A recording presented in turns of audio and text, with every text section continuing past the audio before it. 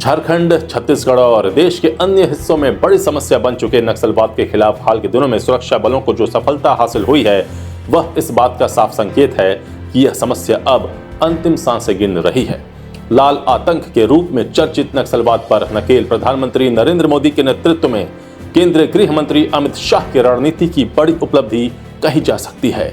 इसका श्रेय निश्चित तौर पर गृह मंत्री अमित शाह को जाता है, लेकिन इसमें राज्यों की भी कम भूमिका नहीं रही है। केंद्रीय गृह मंत्री अमित शाह ने 31 मार्च 2026 तक देश को नक्सलवाद से मुक्त करने का लक्ष्य रखा है।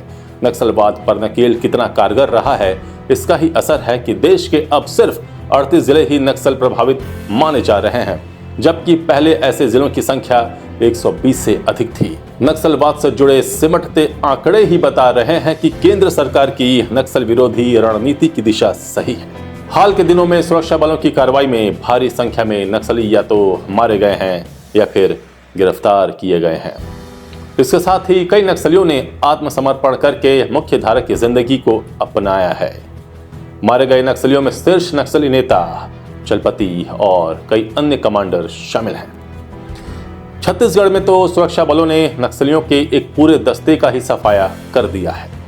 अब बचे खुचे नक्सली इधर उधर भागे फिर रहे हैं। नक्सली आतंक पर कामयाबी के पीछे रही 3 स्तरीय रणनीति, जिसके तहत सबसे पहले नक्सलियों पर आत्मसमर्पण का दबाव बनाया गया। अगर इसके बावजूद नक्सली नहीं मानते तो उनकी पहले गिरफ्तारी के लिए रणनीति बनाई गई। इसके बावजूद अगर नक्सली नहीं माने तो उनके खिलाफ निर्णायक मुठभेड़ की तैयारी की गई। इसका असर रहा कि पिछले 6 महीने में अकेले छत्तीसगढ़ राज्य में 1000 से ज्यादा नक्सलियों ने या तो आत्मसमर्पण किया या फिर उनकी गिरफ्तारी की गई, जबकि करीब 350 नक्सली मारे गए। झारखंड में भी 2 दर्जन के करीब नक्सली मारे गए। झारखंड में इसी तरह एक सैक मेंबर, 2 जोनल कमांडर, 6 सब जोनल कमांडर और 6 एरिया कमांडर गिरफ्तार किए गए।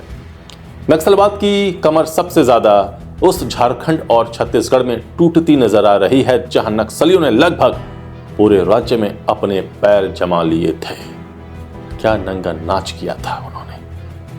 वर्ष 2000 में जब झारखंड और छत्तीसगढ़ बना था, तब इन दोनों राज्यों के 3/4 इलाके में नक्सलियों की तूती बोलती थी।